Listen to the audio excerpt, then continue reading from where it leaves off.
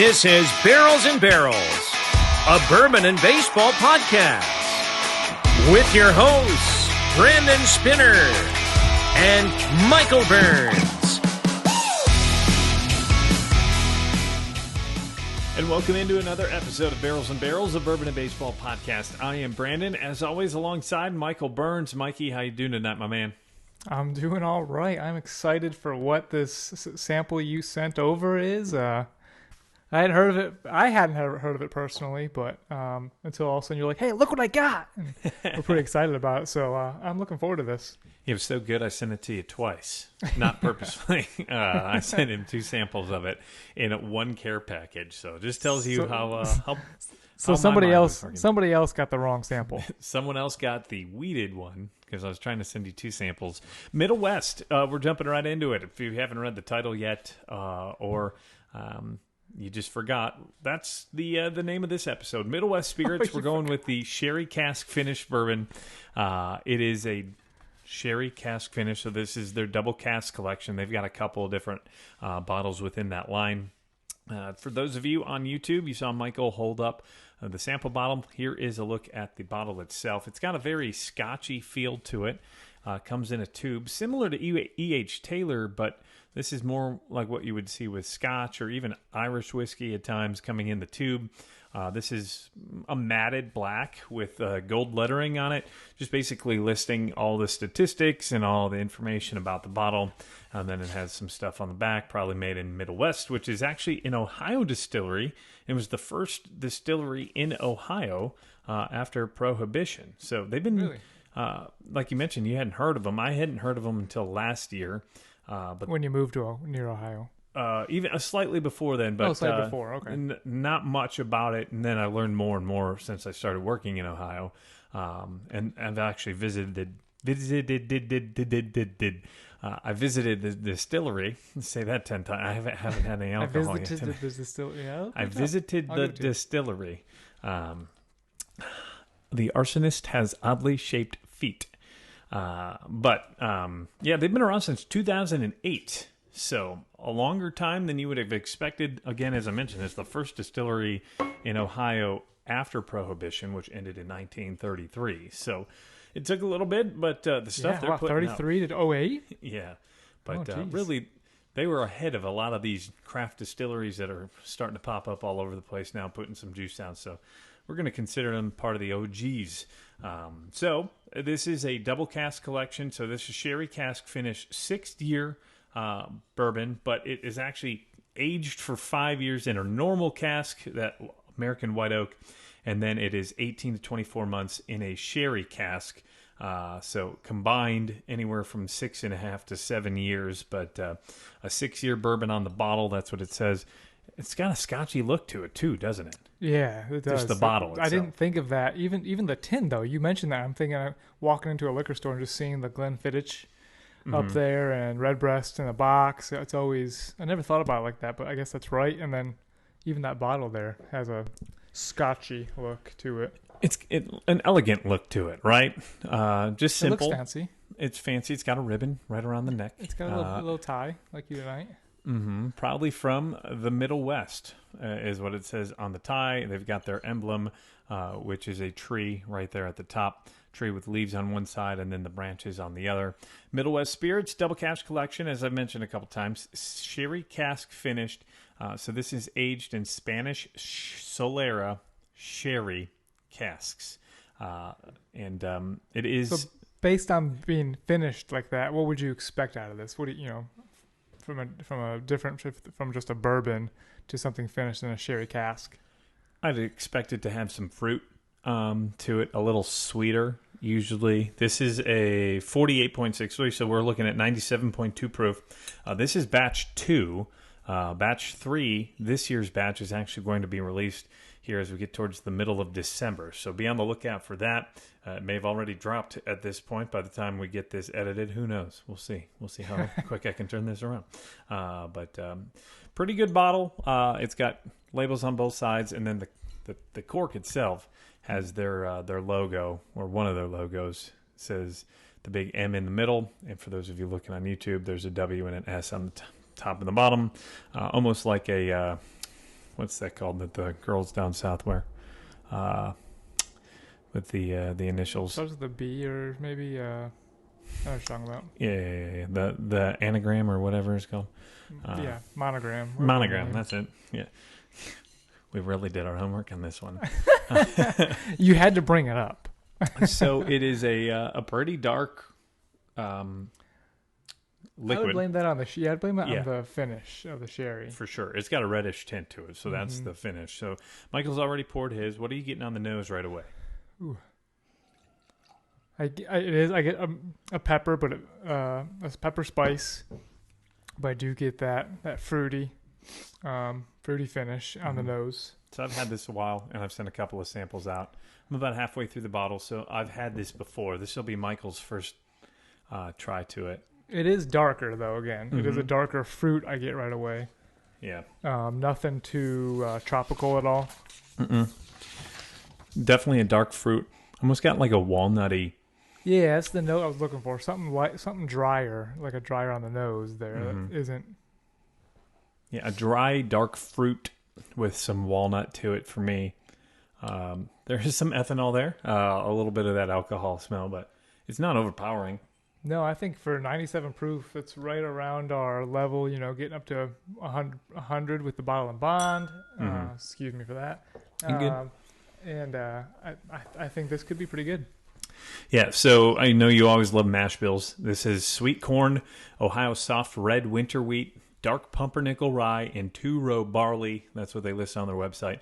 I know they don't really give out the percentages for it to be a bourbon. Obviously, at least 51% of that is the yellow corn. But they are one of the distilleries that you see pumpernickel rye around. Their pumpernickel rye alone is very good. If you haven't tried that yet, I would say seek that out. But so what did you say it was? Corn, malted barley, and pumpernickel rye? And red winter wheat. And red winter wheat. Okay, yeah, so this is a 4 grains, where most of them are around that 3 grain. So that winter wheat is going to be like the different, but they're also going with the pumpernickel rye rather than just regular rye. I think that warmth is where I get the wheat on my nose. The warmth of my nose is from that wheat. So this is an award-winning bourbon. It won Beverage Tasting Institute's Cask Finished Bourbon of the Year, so best of 2022. So cool stuff there. It's platinum from them as well. A bunch of awards. Wizards of Whiskey for the distillery and Distillery of the Year, but this won the gold medal from the Wizards of Whiskey in 2020. 2019 Heartland Whiskey Competition Best in Show. So it's an award-winning bourbon. Right off the nose, as you've mentioned. Did you take a sip yet? I took a coat, yeah, and you get that spice and the ethanol on the nose pretty good. I don't get that all in the palate. I was kind of surprised that I didn't get a spike from the spice at all.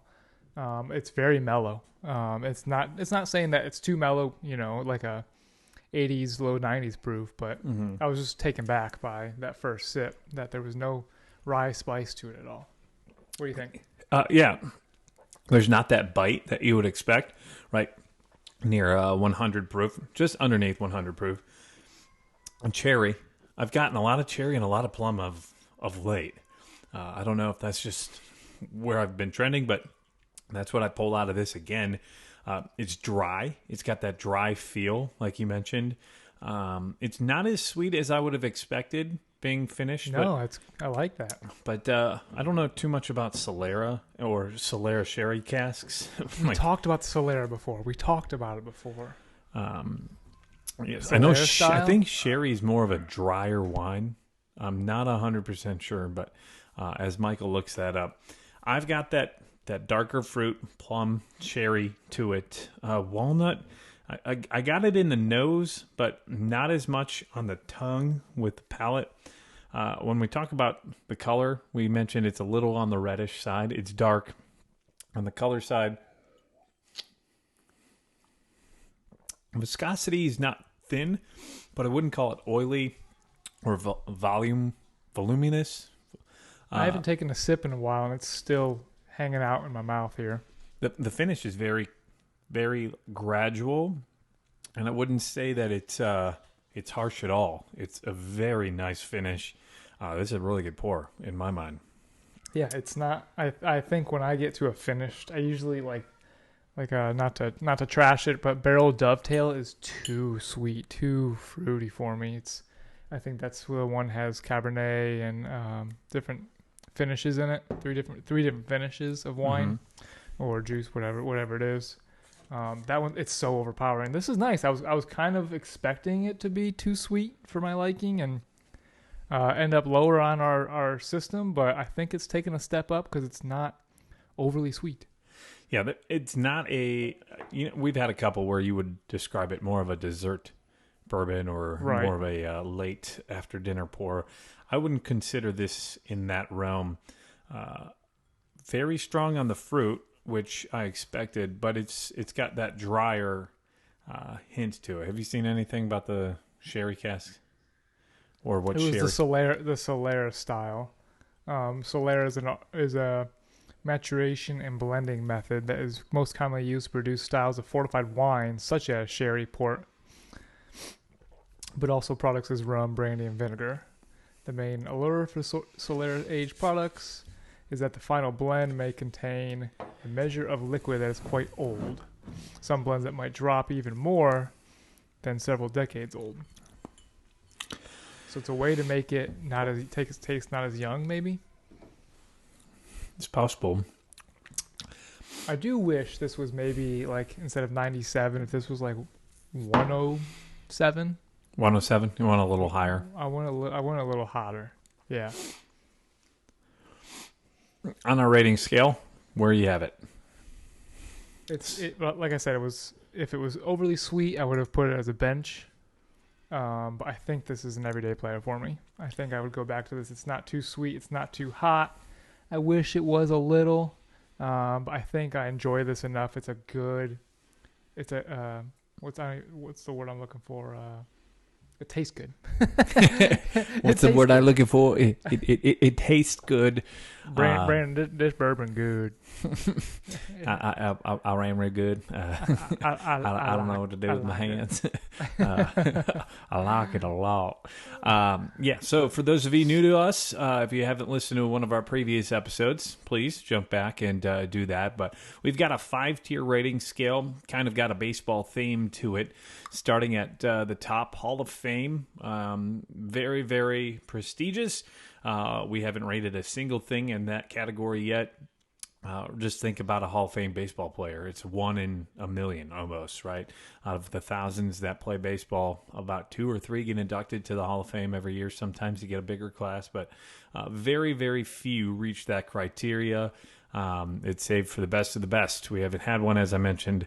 That's Hall of Fame. Second tier goes to the All-Star. Think about an All-Star team, right? You've got 25 players on a roster. Maybe 2 or 3 of them are All-Stars. Sometimes you've got a better team, and you bring in a few more All-Stars on your team. But it's the best player on the team, but it may not be a Hall of Famer. But still, a very good pour. That's a very hard one to rate as well. Then we go down to everyday player. If you think about it, just like an everyday player in baseball, he's in the lineup every day. Not necessarily an everyday pour, but you've got it with your collection almost all the time, right? That's how I would describe this. You've got to have a bottle, right? Or not necessarily grabbing it every day, but it is always a part of your lineup. Bench player is something that you like, but you're not always going to have it in your lineup or on your bar. But if you see it for the right price, you may buy it. You enjoy it every now and then. Yeah, it's not a knock, but it's just not something that you're going to consistently. And then the DFA, which is designated for assignment, which in baseball means what? See ya. Yeah, see ya. We're cutting you. And you're heading to the minors, or you're just out of luck and out of a job. And we haven't gotten to one of those yet either. There's not too many of those that I could even think about other than some. Don't say it. I'm not even going to. Okay. You know what's on my mind. I'm not going to say it. No, it's not. It's not. It's for the price and availability. All right. We'll leave that. We're just going to leave it at that. But you went with everyday? I went with everyday player. It's got a good flavor. It's not too syrupy. It's not too sweet. It's got a good flavor. This is an everyday player for me. I'm getting some chocolate now that I've been talking without having a pour. Like Right. that aftertaste is almost a dark chocolate. Yeah. Not like that sweet milk chocolatey flavor, but and not bitter like dark chocolate, but it's got that like darker feel to it. Overall, just from the fruity notes to the chocolatey taste to it. I don't get much vanilla, maybe a hint of cinnamon, but not much with that. No, I don't get a lot of vanilla either. Yeah, no. I get the chocolate. Think of like a dark chocolate cherry. We're in the Christmas season now. Like a bark, a dark chocolate cherry bark almost. I can see it. Right. Yeah. Yeah. So that's how I would describe this. Very good. I would say the palate is better than the nose. The nose, you're kind of sniffing around. I think it smells spicy. It smells not too multi-layered. I would say it's not a huge. You pick out many different pieces of it. It's very, very dark cherry. Yeah, I get that. You get that sip, and it changes in your mouth. And the walnut, to me, those are the two right off the nose. I'm going everyday player as well. This is really good. Fantastic. It's hard to find, or at least I've not seen it, but for a time or two on the shelves. They've got a couple of different, as I mentioned, as part of their Sherry Cask Finished collection, their double cask collection, Sherry Cask Finished Bourbon. This is from 2021. This is batch 2, batch 3 drops here in a couple of weeks, so maybe I'll probably see it a few more times out around here. But $99 is MSRP, which is just about where a lot of those 1-year release bottles are getting to. Sometimes, as I've been noticing, those are getting even more and more expensive. So right at $99. On the bottle, I normally don't like to look at the notes until after we're done. First in heavy toasted American white oak barrels, then in sun blackened sherry casks that impart notes of cherry. So we got that. Dark chocolate, nutty dark chocolate. There you go. Plum, dates, and when you raise a glass with friends, let them know that it's probably from Middle West. So good stuff. Thank you to Middle West Spirits for sending this to me over the summer.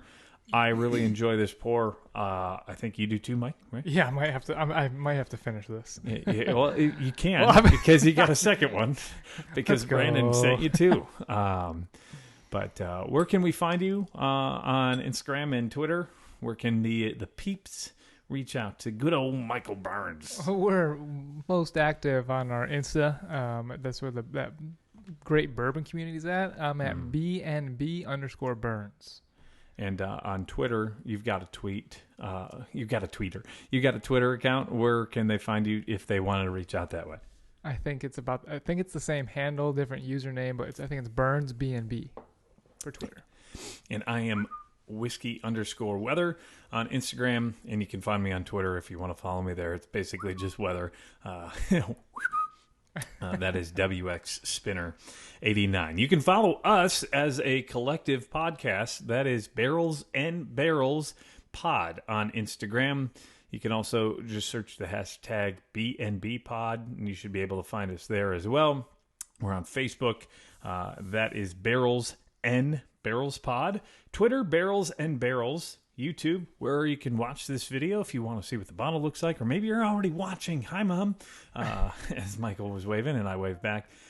You can watch us. Just search Barrels and Barrels Pod as well, and that should take you there. You can also watch some of the old reviews that we've got on a couple of different bourbons and whiskeys as well. Email us if you want to send us an email, barrelsandbarrels@gmail.com. We are streaming live on Amazon, Spotify, Amazon. Oof, I've had one pour, and I got to go back to work. Apple Podcasts, as well as Google Podcasts and iHeartRadio Podcasts. Please rate us and review us. If you like our stuff, 5 stars. You can do that by scrolling all the way down to the bottom of whatever platform you're watching or listening on and just hitting the 5-star button there. We'd love to hear any of your thoughts, all your feedback. Give us your rating. Give us your rating based on our scale of what you think this is. Yeah, if you've had this before, we'd love to hear your rating, or if you think this is something that you might like and go out and buy, let us know that as well. Any last words? Yeah, I enjoy grabbing a bottle and finding a streamer or something, whatever, that a reviewer that does stuff, and reviewing it with someone else too, or someone else who does it, on the regular, has a good palate, and seeing if I can pick up the same things he notes. You know, that with the one, there's always that guy. Yeah. I get grandma's cherry pie with apple pie. Mm-hmm. So yeah, that's always a fun thing to do.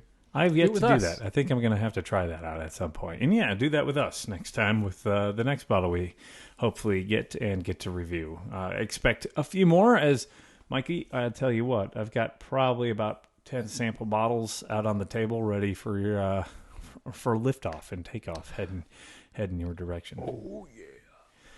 Again, you can follow us on Instagram, and that's where we're probably the most active, but we put stuff out on Facebook, YouTube, all the platforms.